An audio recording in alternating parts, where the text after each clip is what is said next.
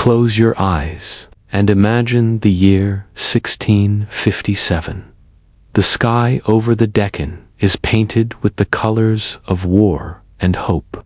In the royal fort of Purandar, a cry echoes through the stone walls, the cry of a newborn prince. This child will grow to become a warrior, a scholar, and a king. His name is Sambhaji, the son of the great Chhatrapati Sambhaji, Maharaja, and Queen Sambhaji. Sambhaji's life was destined to be extraordinary from the very beginning. Born into the flames of battle, he was the heir to a dream, the dream of Swarajya, a free Maratha kingdom where people could live with honor and dignity. But destiny was never kind to him. His mother, Sambhaji, passed away when Sambhaji was still very young. This left a hole in his heart that no one could ever truly fill.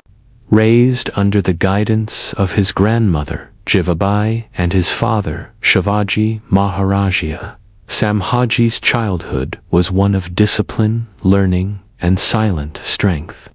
Every stone of the forts he grew up in whispered the stories of valor. Every sword he saw reminded him of duty. He was not just another prince. He was the lion cub of the Maratha Empire. Now picture a dimly lit chamber in a fort. A young boy sits cross-legged on the floor, scriptures open before him. Beside him, a guru recites ancient verses, and in the courtyard outside, the clashing sound of swords fills the air. This is how Sambhaji Maharaja grew, with books in one hand and weapons in the other. Sambhaji was a prodigy.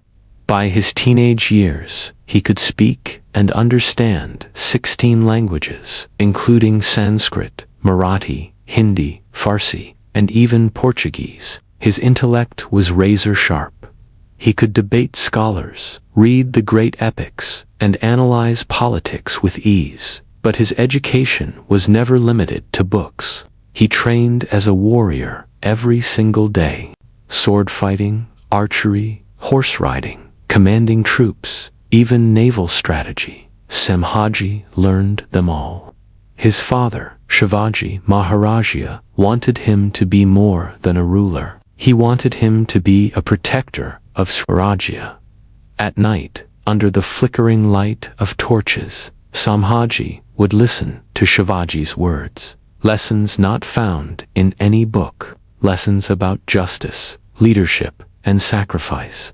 Slowly, the boy was transforming. In his heart burned the fire of a warrior. In his mind, the wisdom of a scholar. Sambhaji was no ordinary prince. He was being shaped into the future guardian of the Maratha Empire. A young prince standing tall on the ramparts of a fort.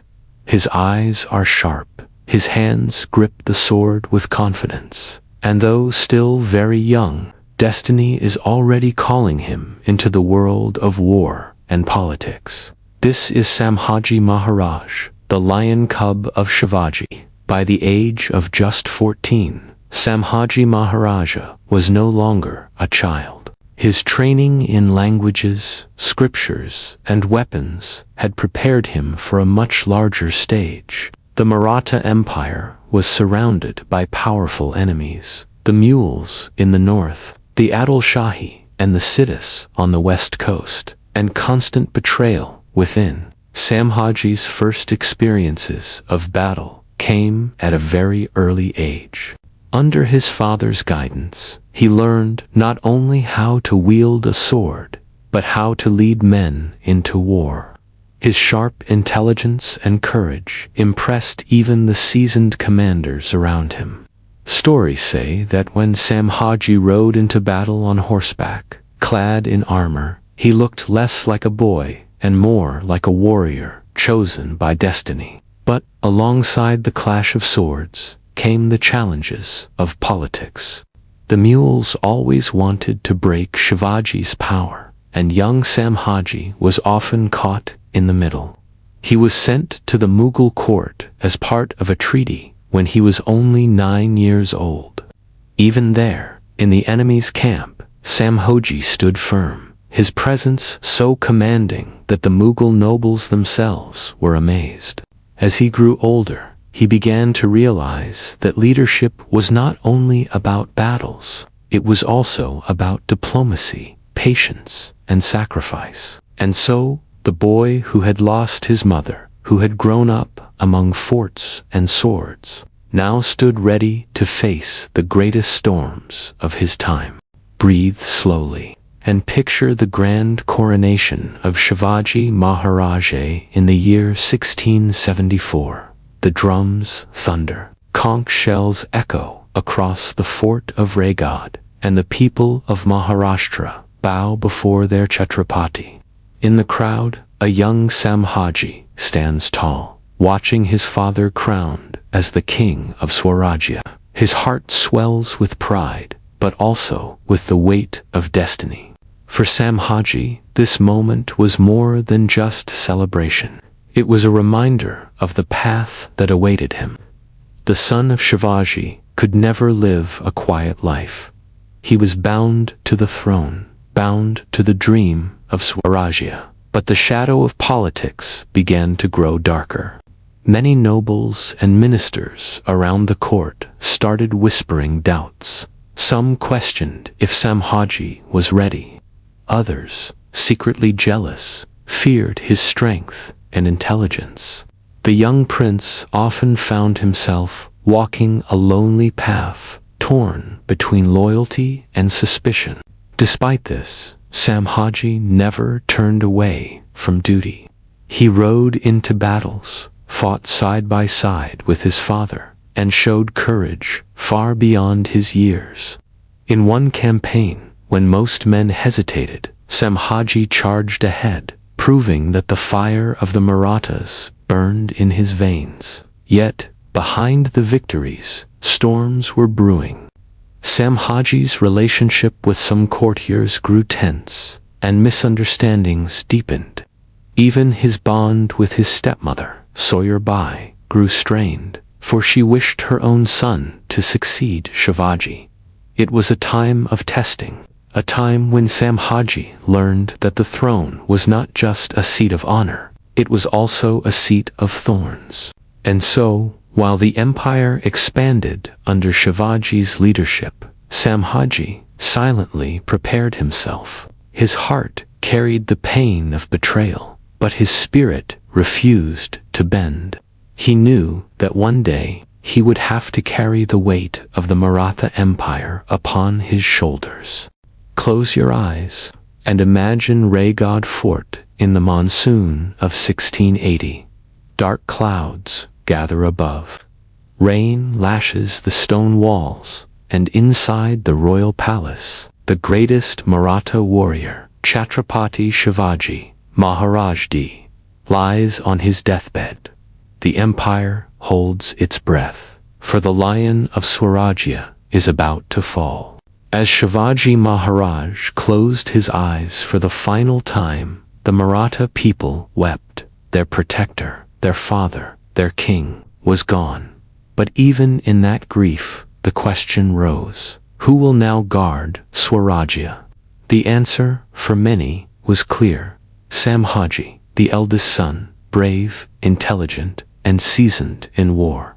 But politics is never simple. In the shadows of the palace, Soyerabai, Sambhaji's second wife, schemed to place her own young son Rajaram on the throne. In secret councils, some ministers supported her. They feared Sambhaji's fiery temper and unyielding will. And so, while the empire mourned, a silent battle for succession began. But Sambhaji was no child to be cast aside. With the loyalty of his supporters and the courage of his father's blood, he moved swiftly. Within weeks, he asserted his right. The soldiers and commanders of the Maratha army rallied behind him. The people knew only he could carry forward Sambhaji's dream. And so, in 1681, Sambhaji Maharaja was crowned as the second Chhatrapati of the Maratha Empire. The drums of coronation once again thundered at Raigad, but this time the weight on Sambhaji's shoulders was far heavier, for even as he sat upon the throne, enemies gathered at every corner. The mules under Aurangzeb sharpened their swords. Betrayal simmered within the court, and whispers of doubt still circled around him. Sambhaji knew his journey would not be one of peace, but of endless battle. Yet, as he placed the crown upon his head, his eyes burned with the fire of destiny. Imagine the Indian subcontinent in the late 1600s. To the north, in Delhi, sits Aurangzeb, the Mughal emperor, old but ruthless, commanding one of the largest armies in the world. To the west, on the Deccan hills, stands Chhatrapati, Sambhaji, young, fierce, and unshaken, guarding the dream of Swarajya. Two worlds, two destinies, about to collide. Aurangzeb had one ambition: to crush the Marathas and bring all of India under his absolute rule. For him, Shivaji's dream was a thorn, and Sambhaji was the flame that kept it alive. In 1681, Aurangzeb himself marched into the Deccan with an army said to be over 500,000 soldiers. It was one of the longest campaigns in Indian history. He believed Sambhaji, still young, would fall quickly. But Sambhaji was no ordinary king. He did not wait behind walls. He struck like lightning. His guerrilla tactics, fast-moving cavalry, sudden ambushes, surprise raids, left the mighty Mughal army humiliated again and again. In one campaign, Sambhaji's forces attacked the Mughal supply lines, burning food stocks and capturing weapons. The grand Mughal army, vast but slow, struggled to feed itself. Soldiers starved, horses collapsed, and morale broke. For Aurangzeb, it was unthinkable. How could this mountain rat, as he once insulted the Marathas, defy the empire of the mules? Yet Sambhaji stood firm, like a storm that would not fade. But Sambhaji's defiance was not just on the battlefield. He offered shelter to Aurangzeb's rebel son, Prince Akbar, who sought refuge from his father's cruelty. This enraged the Mughal emperor further. Now, the war was personal. The Deccan became a land of fire. Forts were besieged, villages destroyed, soldiers clashed endlessly. And at the heart of it all, Sambhaji Maharaja led with unshaken resolve. His people called him Dharmavir, protector of faith, for he refused to bow, even when promises of peace were offered in exchange for surrender.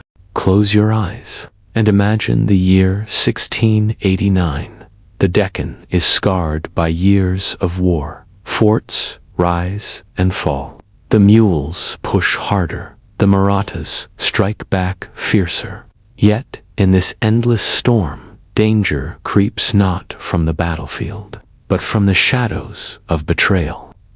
For nearly 8 years, Sambhaji Maharaja had resisted Aurangzeb's might. The Mughal emperor, old and frustrated, could not believe that one young king had stalled his empire's expansion.